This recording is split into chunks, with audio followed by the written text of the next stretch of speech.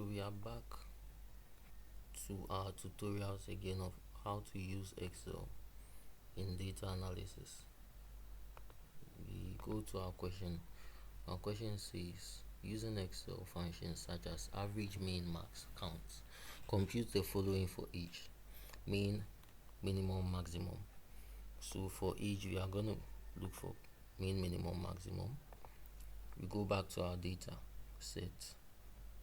Now column B, my data set is in column B for each, because that's where I place it. If you looked or followed my video concerning part A, so look at, you see, so this age, the column for ages, you are going to highlight all these values to find the average.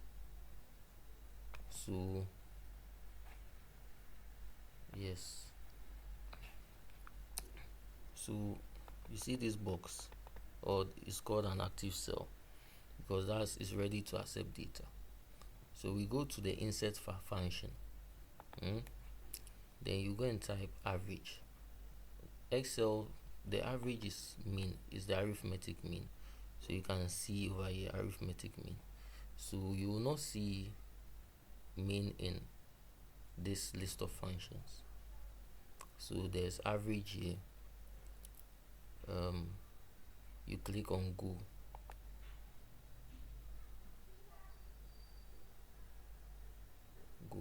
Okay. Oh, why did the function work? Average, go. Please rephrase your question. Average.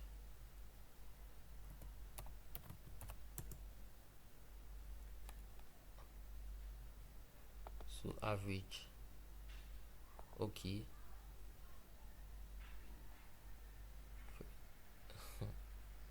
You see, it has given me the results. I didn't even need to highlight. It highlighted, Excel highlighted for me. That's the magic of using Excel. It has found the mean already. I just click OK, and then my mean is here.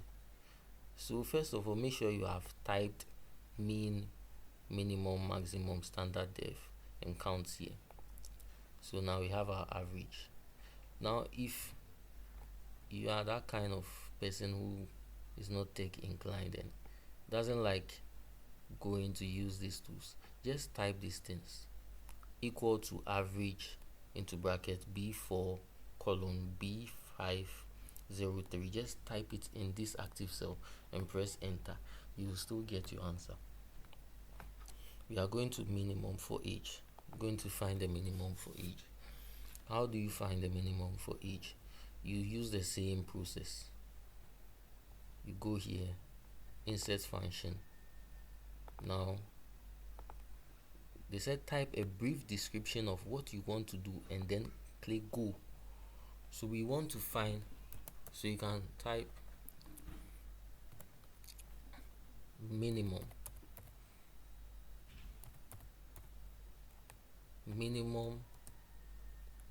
age, then you press go. It said please rephrase your question. So we are going to rephrase our question. Minimum. So now we look for mean, right? Then we press OK, and then skadoosh, press OK again. Now you see your mean is 30. You go to max.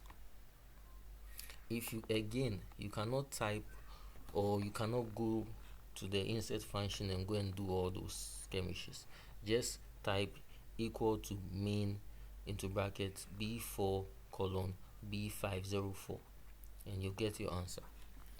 So we go to and do that step again for maximum. So I type max for short. I press enter.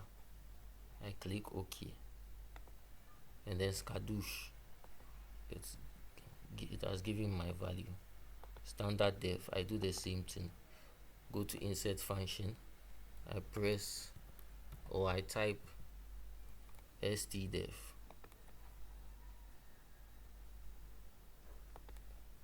skadoosh, I get my results, counts.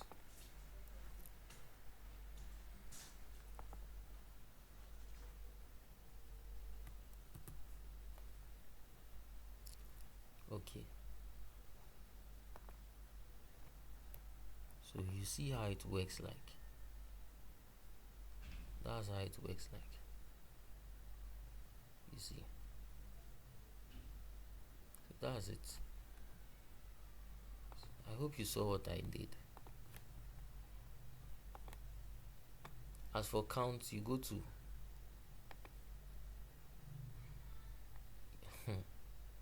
in fact, all the things we are looking for, they are just here. Don't even waste your time and go to the insert function. Just use these ones. So right now we are going to find the mean, minimum, maximum for the other variables, and you see how it will be easy because I'll be using the easy. Mind you, if your table, your original data set is starting with, you see mine starts with 4, from 4 to 504. That's why my count is 504. If yours starts from 1, meaning row 1, and ends at row 500, then your count will be 500. How did we find the count? We went to insert function, and then we type count, and then you press OK. You see, as simple as that. In order to beautify our this thing, I would create a border for it. So you follow my lead and then give it a nice color.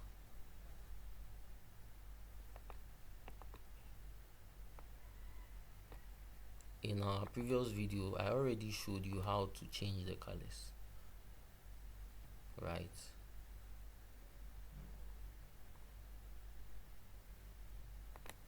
Okay, so that is it. Now, what does our question say for part 2 again? Do the same for BP, cholesterol, and body mass index.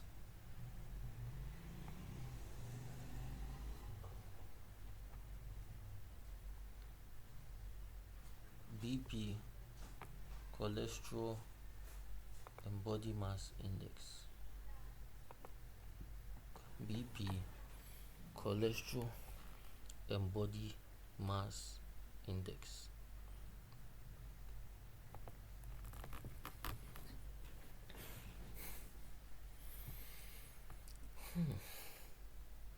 So we are going to BP, blood pressure.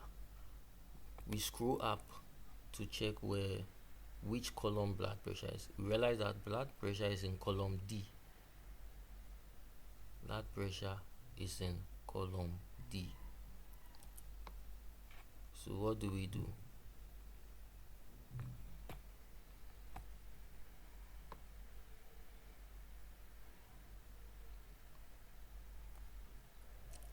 Blood pressure is in column D. So this side is blood pressure. So I'll highlight it red. Okay. The red part is for the blood pressure. Now, quick way of solving finding our mean. Already we know mean means average. You see how quick it is. Just go to automatic summation. So you go here, you click on average, then you press enter on your keyboard, you get your answer. The reason why the answer is not displayed is because of my text. I gave it a red color, so it was lost in the. Okay, so That's your mean for the blood pressure.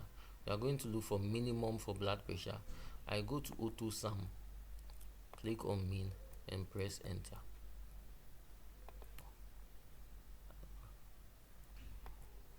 I'm going to change my text to black color so that everything will be displayed. Our mean for blood pressure is 90. I'm looking for maximum. I go to auto sum, I click on max and press enter. Our max is there. I'm looking for standard dev. I go to auto sum, go to more functions, click on standard dev, press enter, click on OK. So it's there. Now what am I looking for again? I'm looking for count. As for count means the total number of patients. You can input it there if you don't mind, but if you want to use the formula, you go to auto sum, more functions, you type count, press enter, and then click on it, okay, and then it counts everything. Like I said, count is the total number of patients according to your cell. My 500 patients number 500 is on cell, or is on row 503, because I started patient number 1 on row 4. Take note of that. So we are done with finding the functions for the blood pressure. Now where do we go to again? We have to look for cholesterol. Now I'll teach you a simple way so that you will not be going to click the autosum, go and click mean and all those skirmishes. The simplest way is that, you see, cholesterol and body mass index, cholesterol and body mass are closer to blood pressure, so there's no need to go and be inputting one by one, using the function one by one. Look at this plus sign. I just drag it. You see, when you drag it, all the functions works for the others. That's the magic of Excel. It makes work simple. I'll just drag. Before you drag it, let this plus or cross sign appear, then drag it. You see, it has given you the value for all the other digits as it is. So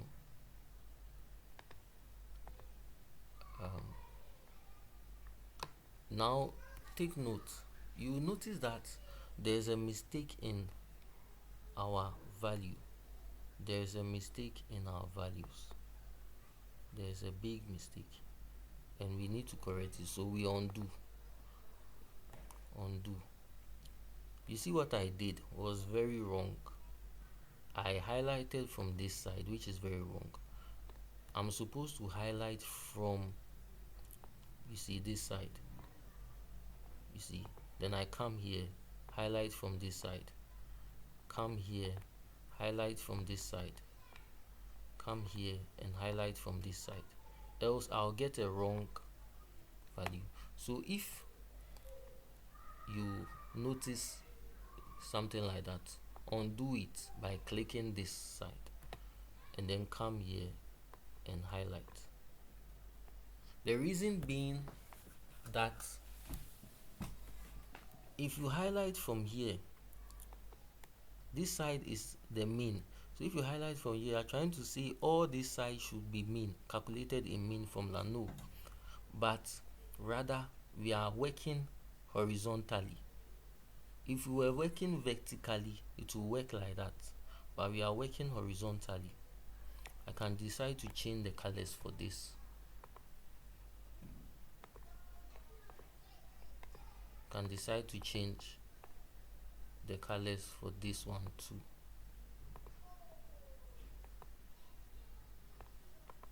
So I've taught you how to use colors already. You just right click, look for the fill color, and then choose any type of color you want. It's simple as that. Now you can choose to leave this one here, but if you want to beautify your work, you can highlight all this, cut it, right, and send it to the next sheet, and then paste it there. You understand? And paste it here.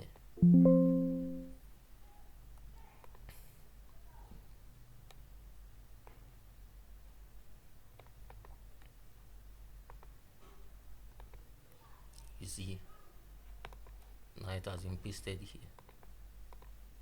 You see that? Now you notice something. You notice that after you pasted the part B in sheet 2, I can name this one part A because it deals with things concerning the part A. Remember, in part A we found our dependable and independable, numerical and categorical.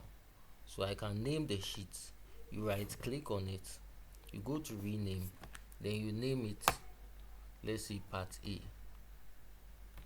right? Part A, because it contains your part A full work or assignment. This one contains part A number 2, so you can name this one. You right click, you go to rename, you can name this one part A /2. So part A2, press enter into save. Notice that we cannot leave this thing like this. It doesn't look good. So we need to go to part A. In fact, we know what we are looking for already. We know that this is for age, so we type age here. At least they have to have a heading. We remove this thing from there.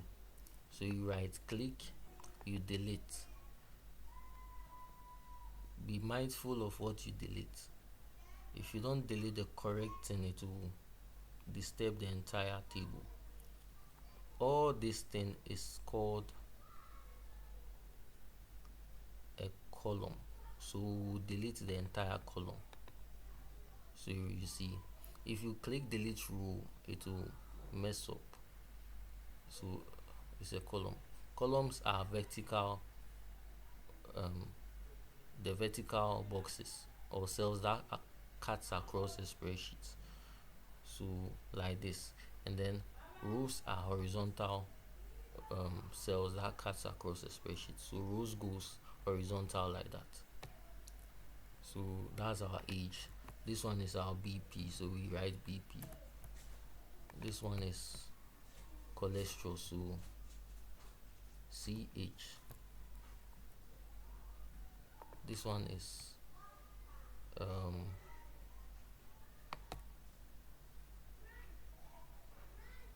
we made a mistake when copying the file. There was a mistake. We have to come and look and correct the mistake as soon as possible. When we copy the file, the values changed.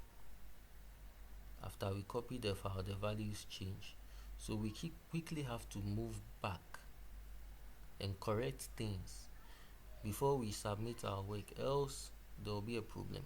So I'll undo all what I've done. Undo, right?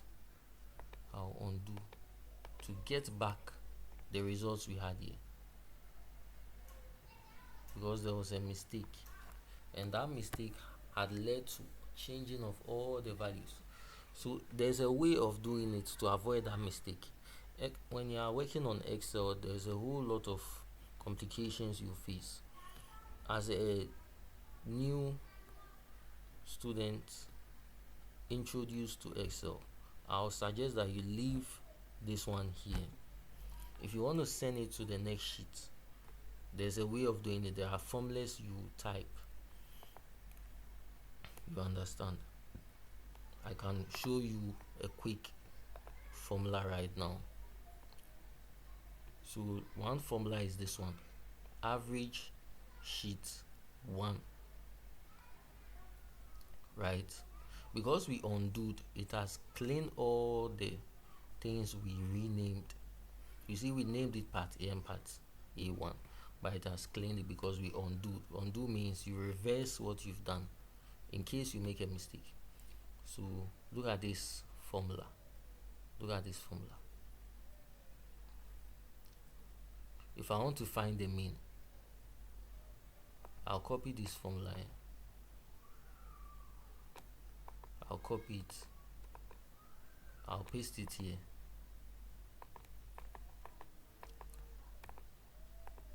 In fact, the paste is not working. I'll just undo. It's better to type. As for Excel, it's a whole lot of complication. So I'll type mean because you are looking for mean. Mean into brackets.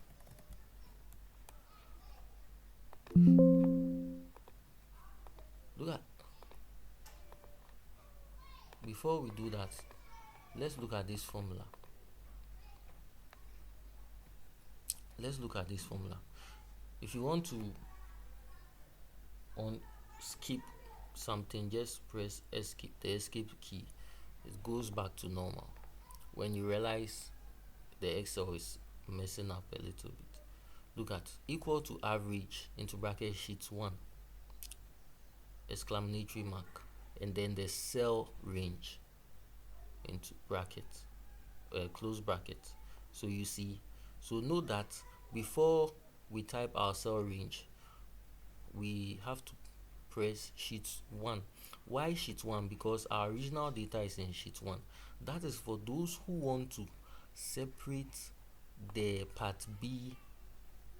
You understand? The mean, the functions, the mean, minimum, maximum, standard, def, count. If you want to separate it, you don't want it to be under the original data.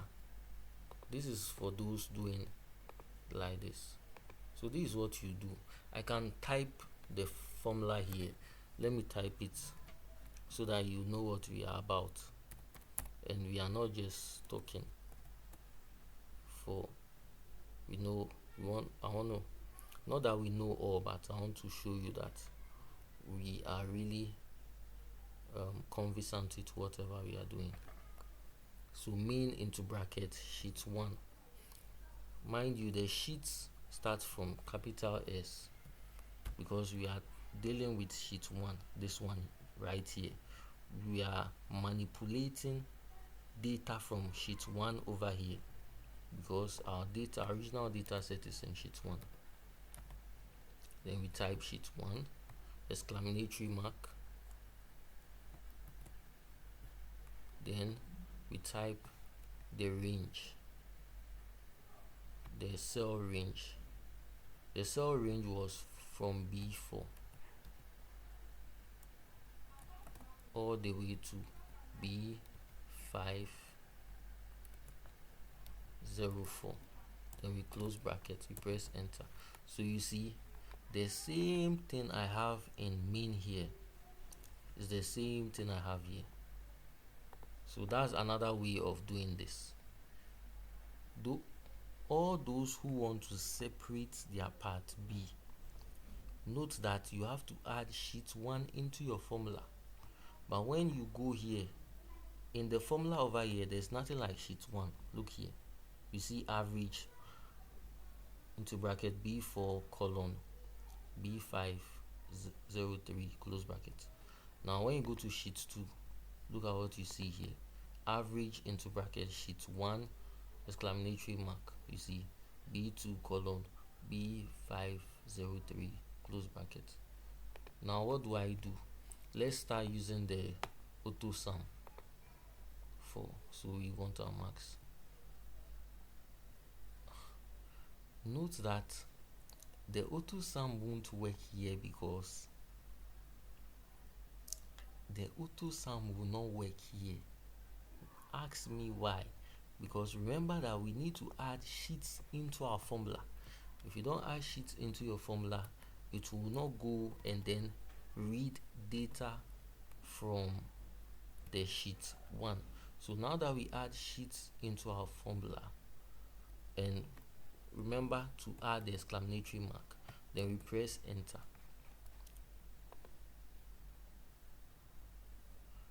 It gave us 0, meaning our formula is wrong. I'll tell you why our formula is wrong. You see that in the formula you have C3 colon C4, and remember that in sheet A the value for ages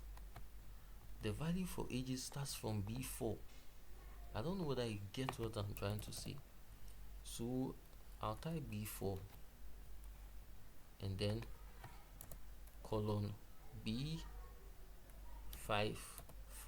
press enter, and you see that I had 79, the same as the value here for mark 79.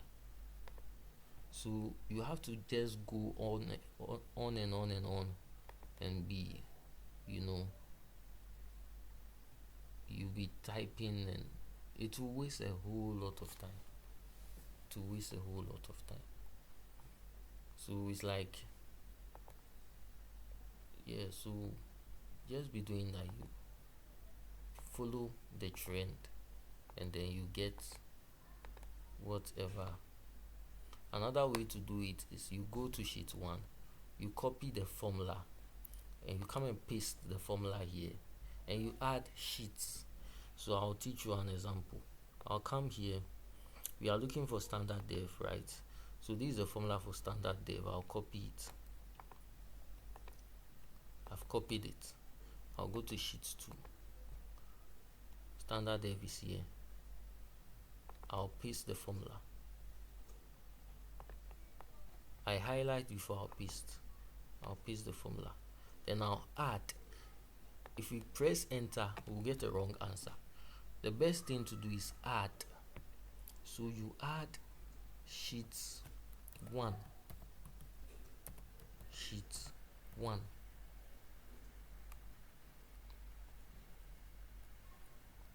And then don't forget your exclamatory mark. Then you press enter.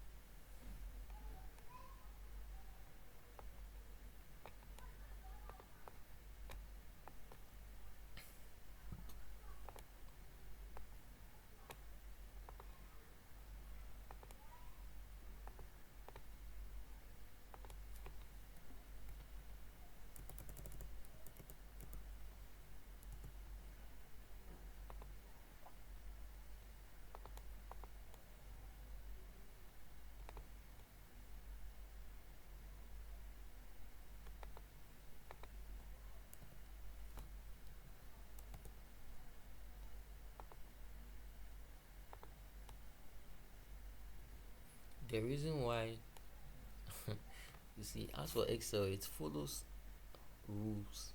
It's like coding. The reason why we are not getting a value is because we left our equal to sign. Now that we have our equal to sign, we press enter and the value has appeared here. You see, so you go on and on. You go and copy the formula, you come and add sheet 1 and the exclamatory mark, and then you will get the table for here. There's a way of copying this thing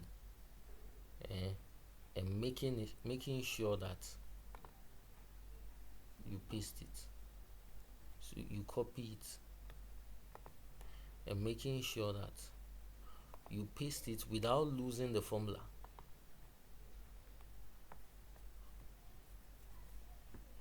If you want to do it that way, you have to use this one. You see, formulas. We have paste, we have values. Yes, so it's advisable to paste the values or the formulas. It's very advisable to paste the values or the formulas. I pasted link. Link is also good because it links link. So I pasted it in link. You see, I copied this one, went to sheet 2 and pasted it. I'm repeating this thing. The reason why I pasted it in link, it links this data to sheet A.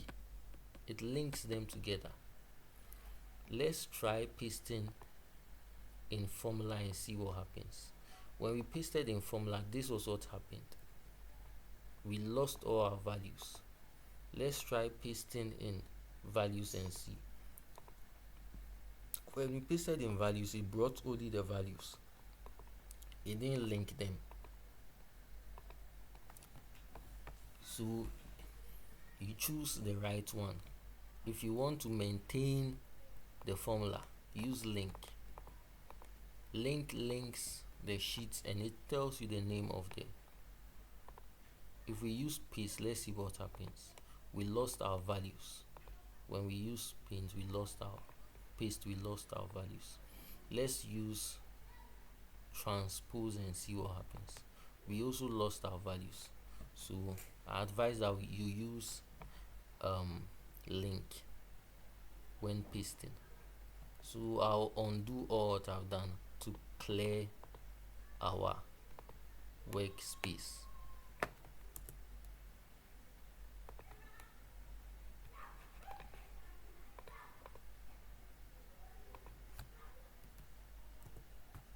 Okay, so those who want to do it here, you have a long way to go. You just do it in that order. So let's assume we are done with our part B. Enough of the other explaining. I don't want to keep my whole time explaining how to transfer data from one sheet to another. The greatest or the perfect thing is what I've taught you. You transfer the formulas and then you edit accordingly. So we are done for 1, we are done for 2, we are going to 3. How many patients are smokers? How many patients have diabetes? How many patients have a family of heart disease? So how many patients are smokers? How many patients are smokers? We go to our original data set. We are going to use something we go to our original data set.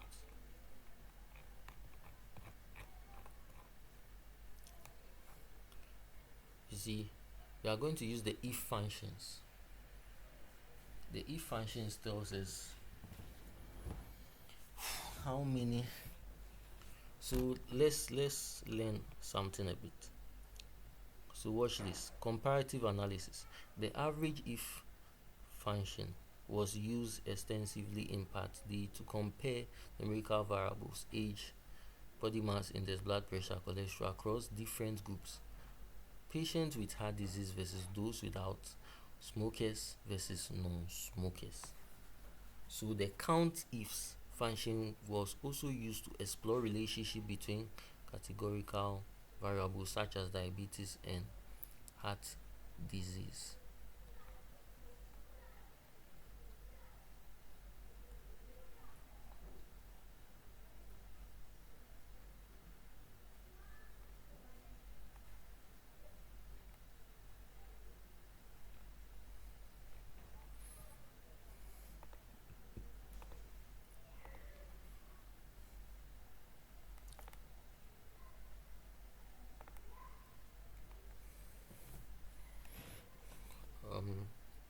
So smokers, we want to find how many are smokers.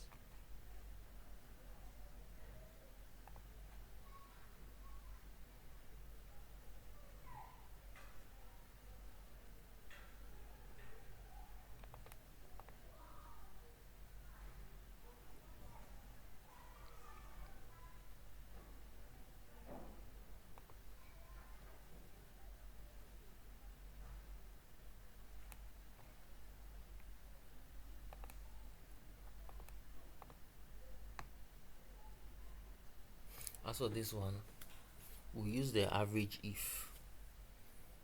We use the average if.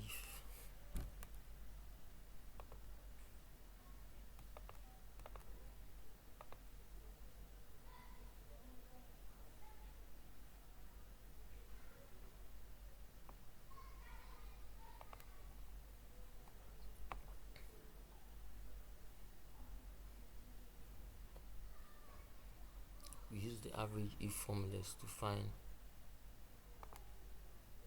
the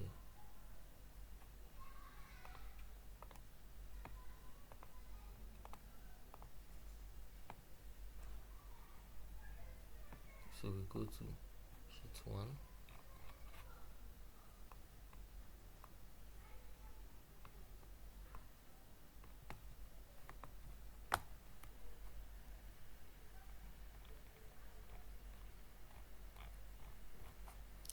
Look for smokers. Where are smokers?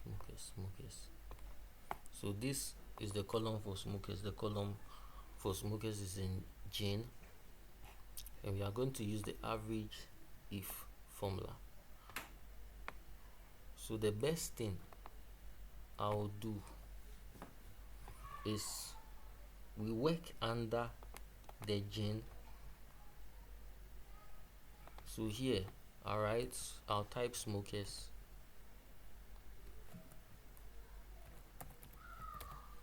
and then the next one I type non-smokers.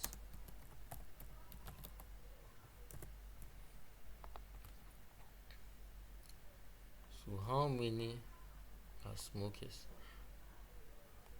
We go to functions, use the average if formula. Average if.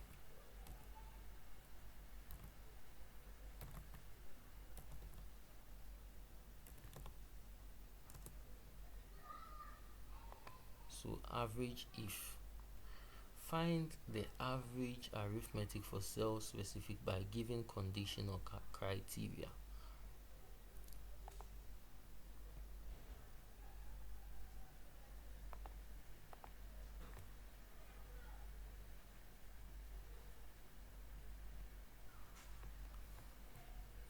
So Jane, remember that our